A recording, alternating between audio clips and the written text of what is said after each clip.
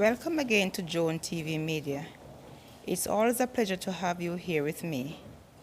There's a saying that goes like this, that we often use: what you don't know, you just don't know. But on this channel, you will surely know. As usual, I ask that you subscribe, like, and share the knowledge with family and friends on Facebook, WhatsApp, or whatever other social media you use. Enough respect. Thank you. So let's journey down to St. Vincent. Carib Indians aggressively prevented European settlers on St. Vincent until the 18th century. African slaves who were shipwrecked or escaped from St. Lucia and Grenada were seeking refuge in St. Vincent, intermarried with the Caribs and became known as the Black Caribs. The Carib War began in March 1795 by the Caribs, who harbored long-standing grievances against the British colonial administration. They, the Caribs, successfully gained control of most of the area around Kingstown. A major military expedition by General Ralph Abercrombie was successful in crushing the Caribs' opposition in 1795. More than 5,000 Black Caribs were deported from St. Vincent to the island of Baluque, where a lot of them died in concentration camps.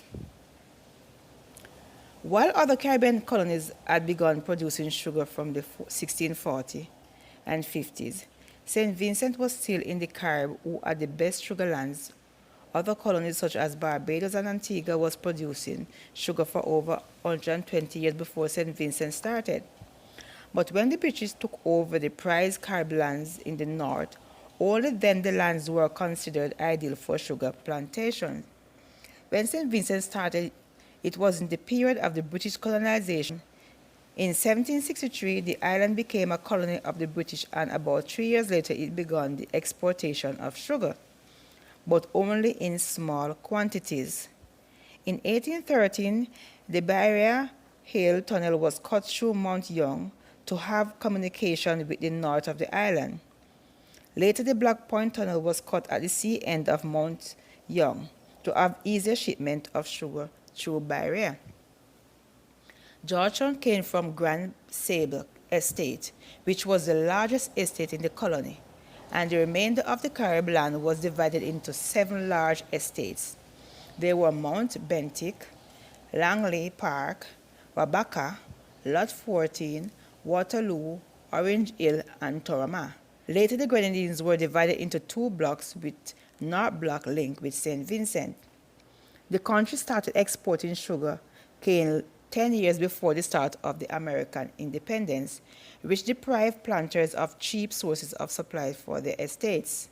Adding to this, there was a series of disasters that played havoc with the sugar industry: a hurricane in 1780, the eruption of the Sulphurous volcano in 1812, another hurricane in 1819, and yet another one in 1831.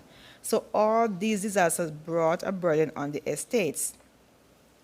It was not until the development of the sugar industry that slavery expanded. Although a few slaves existed before, they were working on the small farms of the French planters. Slaves came from different parts of Africa. Advertisement in the newspaper referred to the sales of the slaves from Ibo and Meles slave, Windward Island, and Gold Coast slaves. All these places provided slaves, thousands of slaves to St. Vincent. All the slaves with this of the Carib, so the black archers, those were the population of African origin that had adopted Carib customs, and it was accepted on the island where the indigenous resistance had not yet gone, caused panic among Europeans.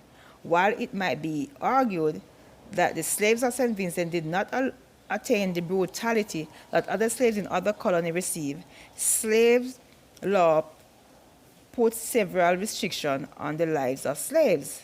They couldn't meet after 10 p.m. That was prohibited. Slaves were not allowed to leave the estates without a ticket, except when they were going to the market. Their houses were often searched for weapons. Preaching to slaves were forbidden.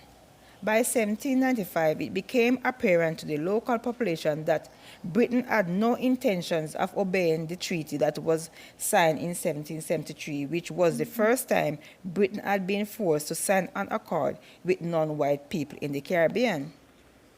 The people of St. Vincent then rose in rebellion, led by General Joseph Chateaubriand, and were joined by a group of French radicals.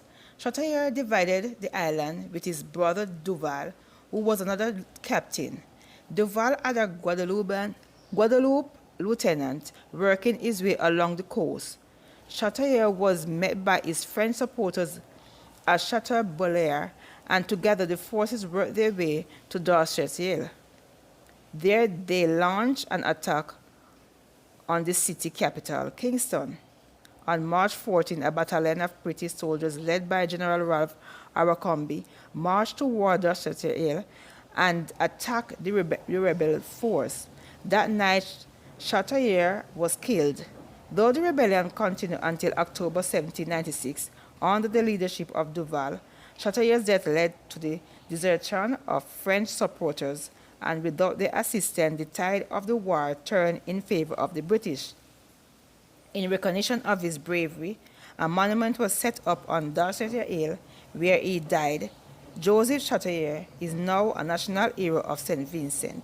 Slavery was abolished in 1833. Thanks for listening, and as usual, I ask that you like, subscribe, and share the message to other people. Thank you very much.